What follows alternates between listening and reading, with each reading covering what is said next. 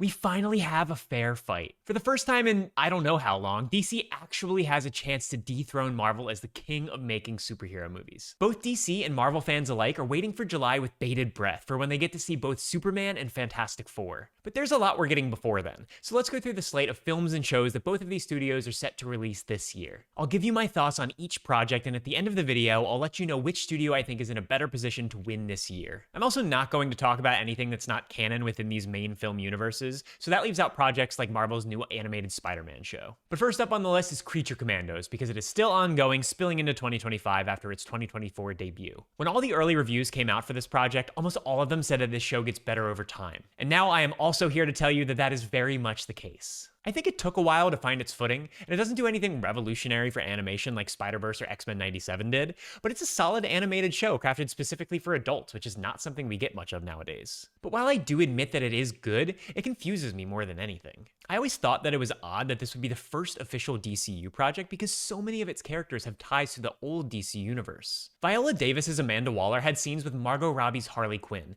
who had scenes with Jared Leto's Joker, who had scenes with Ben Affleck's Batman, who had scenes with Henry Cavill's Superman.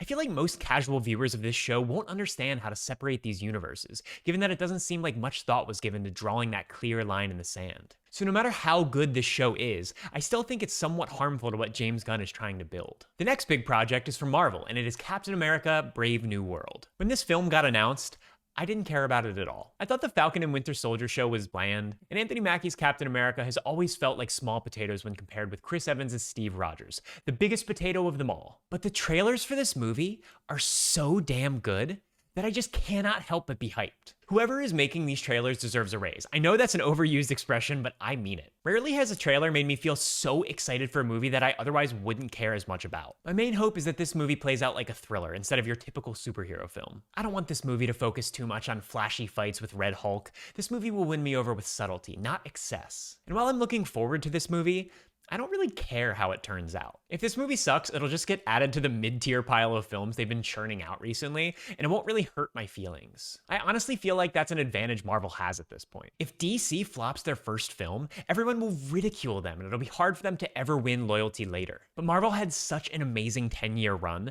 that the odd 5 out of 10 film won't tank their reputation further at this point. Something that will personally offend me though if it's bad is Daredevil Born Again. The original 3 seasons of Daredevil on Netflix were as close to perfect as a superhero show has ever been. And I, along with many others, are unsure of how to feel about this show coming back with Disney at the helm. And it doesn't help that there have been excessive reshoots and changes to the original plan for this show. Luckily, it seems like these adjustments are for the better, like bringing back Foggy and Karen, but time will really tell on this one. I love that Fisk and Punisher are back, but I never really clicked the same way with Bullseye, so I'll be curious to see if they make him more interesting. I'm also very curious to see how they'll use this new villain, Muse. I love his character design, and I actually don't know anything about him from the comics, so I look forward to meeting this villain for the first time in the show. Overall, I can't not be excited for Daredevil, but this one will devastate me if it's bad. If this show comes out any lesser than what it was on Netflix, I think it'll be a huge misstep for Marvel, and they'll lose a lot of faith from fans who loved the original. And that's not something I see them coming back from easily. Keeping on the Marvel train, the next project we'll be getting after Daredevil is Thunderbolts. And I don't really know how to feel about this one. From the moment I heard about the concept for this film, I just asked,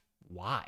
To me, it doesn't seem necessary. It just seems like a bunch of B and C tier heroes that Marvel has added over the years being thrown together to fit another project onto the slate. But as the trailers have come out, I've gotten a bit more excited, I guess. I thought the first trailer felt unique, but the second trailer started peppering in more quips that Marvel just can't seem to resist at this point. The trailers are doing their best to differentiate this movie into something special, but when the film comes out, I have a feeling we're just gonna get David Harbour cracking constant jokes in a Russian accent until the credits roll. I would love to be wrong about this though. I am not someone who hates Marvel or wants to see them fail. And honestly, whenever I go into a movie with low expectations, I usually end up liking it more because there's really only room for it to go up in my mind. Next is Ironheart, which I don't care about at all. It feels like Marvel's trying to get us on board with the next generation of Marvel heroes, but if the best they have to offer are Wanda's kids, Cassie Lang and Riri Williams, I just don't find a lot of intrigue there. Marvel wants these characters to be related to our main heroes in some way, whether it's a physical relation like Wanda's kids or a symbolic relation like Riri being inspired by Iron Man. But if every one of our new heroes just feels like an updated version of something we've already had,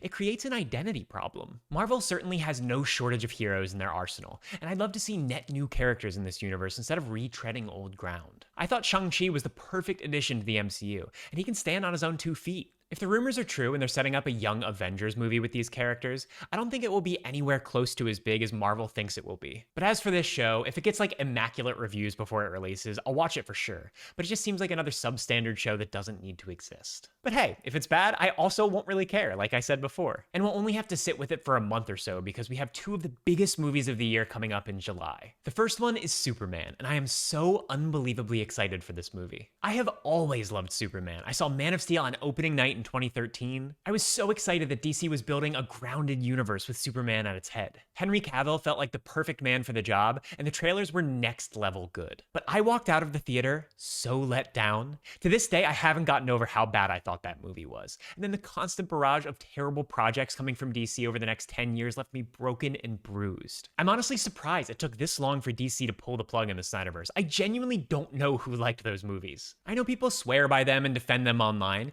but I've never met an actual human in real life who likes any of the Snyder DC films. His Justice League cut was fine, but he also had like 5 extra years to work on it. It better have been good. But back to James Gunn's Superman, I am elated. I am over the moon that this is happening. But I'm not going in without reservations. James Gunn likes to write one kind of superhero story. All of his superhero projects to date, Guardians, The Suicide Squad, Peacemaker, Creature Commandos, have all been about bringing relatively unknown characters together and then making them work as a team. But Superman is different. He needs to be the star of the show. And I think it's a great chance for James to prove that he can do something new. But I still feel like he'll inject some of his own love for the little guy into this movie, especially considering a bunch of lesser-known heroes like Hawkgirl and Mr. Terrific have already been announced for the film. But what does make me optimistic is that the trailer has a very different tone than his other movies. The trailer doesn't have much of his signature humor at all, and it feels more serious and hopeful. I think David Corenswet looks like an amazing choice for this character, and I want him to absolutely crush it and silence everyone who thinks he can't pull it off. I'm also low-key excited for Lois in this movie because I was a huge fan of The Marvelous Mrs. Maisel,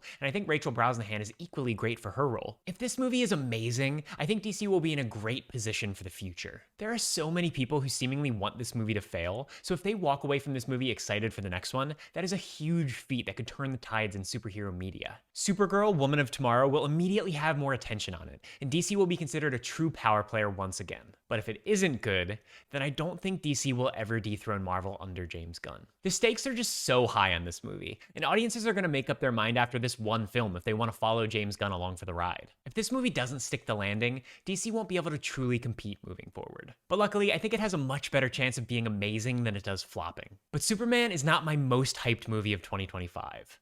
That title goes to the Fantastic Four. This is Marvel's make or break movie. If they screw this up, it is over for most fans. I know I said earlier that if Marvel has a few stinkers here and there, that it doesn't change much at this point, but this project is so big and has so much weight on its shoulders that it could spell doom, no pun intended, for the MCU if not handled with the most immense amount of care. But as of now, there isn't a lot of information out about this movie aside from casting news, a few set photos, and a short leaked teaser from Comic-Con. But I can't resist a good leak, so I watched the trailer that fans saw at San Diego Comic-Con, and I can unequivocally say that I love it. It feels unique for Marvel. The 60s setting, the music, the set pieces, I am over the moon. The early Fantastic Four comics are some of my favorite comics that Marvel has ever published, so I'd love to see that they're sticking with that aesthetic. To see them discover this wide universe after being so grounded in the 60s will have a huge contrast visually, and it'll open the door to a lot of creative storytelling. Marvel's first family deserves something special, and I'm hoping that this third attempt at an adaptation is the one that nails it. I have a ton of theories about this movie since I've read so many Fantastic Four comics, but I won't get to them all here. I'll make another video about my predictions sometime soon, so subscribe if you want to see that. But something I don't know much about at all is the Eyes of Wakanda show coming in August. I know I'm a YouTuber and I'm supposed to be able to inform you about this kind of stuff, but this one was not on my radar at all when I started writing my thoughts for this video. But now that I've learned of its existence, I think it has potential. The story will follow the adventures of Wakandan warriors throughout history, so not just in the present-day MCU timeline. I think this could give cool context to Wakanda as a society, and I think most viewers will be open to learning more about it. But in all honesty, who knows how many people will actually watch this show? This is the third of 5 Marvel shows coming out next year, and if people are just picking one, they're picking Daredevil, and it's not even close. I hope the show is good and that it gives me a reason to want to watch, but I will hopefully still be riding a high from Fantastic Four a month before, and I don't know if this will be a must-see for me. The next show is Marvel's Zombies, and I know I'm starting to sound like a broken record, but I do not care about this show at all. I know that Marvel Zombies are a thing in the comics, but it just seems like such a cash grab idea. They're like, people like Marvel and people like zombies. Let's just make a bunch of money and call it a day, even though it makes absolutely no sense. Furthermore, I doubt this will have any implications on the actual MCU as a whole, so I'm opting out of this one. And that brings us to our last project of 2025, which is Marvel's Wonder Man. And I don't think a lot of people know that this is happening, which is wild because the show was announced back in June of 2022. It'll star Yahya Abdul-Mateen II as Wonder Man, and Ben Kingsley is returning as Trevor Slattery after his latest appearance in Shang-Chi. Wonder Man in the comics is an actor and stuntman who ends up getting powers and becomes a founding member of the West Coast Avengers. I'm not sure they'll go the West Coast Avengers route in the show, but I think it's a pretty different type of story to what we're used to in Marvel. I think Yahya Abdul-Mateen II is a great choice for the role, and I've always thought he was super talented ever since seeing him in HBO's Watchmen a few years ago. This show is supposedly coming out in December of 2025 to cap off the year, and I'll put it out there right now that I'm at least interested. It's far enough away from other projects where I feel like it can live on its own without comparison, and who knows, maybe it'll even have some holiday flair to it. Or maybe it'll just end up getting delayed like everything seems to nowadays, and we'll be talking about this show for 2026 instead. But that wraps it up for all of the projects coming out this year. DC has 2, or 1.5 really, because Creature Commandos started in 2024, and Marvel has 8, even more if you count the animated Spider-Man show. But DC's one movie is so important that I do feel like these slates are comparable for potential impact. So who do I think will win? Here's exactly what I think will happen. I think Captain America: Brave New World and Thunderbolts are both just going to be okay. But like I've said before, I don't think that this will matter to most fans. I think Daredevil will be the thing that carries Marvel's reputation for the first half of the year, but I think the deciding factor is going to come down in July, where we get to see both Superman and Fantastic Four first steps. And the rest of my case hinges on the fact that I think both of these movies are going to be really, really good. Superman is going to open the door for DC, and I think most fans who are open-minded about this film will sign on for future outings. But I think the Fantastic Four will make Marvel fans more excited for the future of Marvel than Superman will make DC fans excited for their future. With Fantastic Four comes Secret Wars implications. We may even learn how Robert Downey Jr.'s Doctor Doom comes into the story. Most people already trust Marvel, and one standout project such as this could spark hope once again that Marvel can recreate what made them special in the first place. And with Avengers Doomsday right around the corner in 2026, I think that's what most people will be talking about after both of these films release. People just aren't going to be as excited about Supergirl, Woman of Tomorrow, and Clayface as they will about Avengers Doomsday and a new Tom Holland Spider-Man movie coming in 2026. Because at the end of the day, that is not a fair fight. I also think it's smart that Fantastic Four is coming out 2 weeks after Superman. Superman will dominate the conversation for those first 2 weeks, but if Fantastic Four smashes it like I think it will, the conversation will shift, and it'll shift to what's next. And that's where Marvel has the edge for a few more years. I think after Doomsday and Secret Wars, the DCU will be able to stand out much more amongst the competition. Once their version of Batman and Wonder Woman come to life, things are going to get much more complicated for Marvel. But until that day, until Phase 6 is over, I don't think they have a ton to worry about. But what do you think? Do you think I'm wrong in that DC will dominate the conversation in 2025 and leave Marvel in the dust? Or do you agree that Marvel will continue its reign through 2026? Let me know in the comments. I'm super curious. And please like this video and subscribe if you enjoyed it. Thanks so much for watching, and have a good one.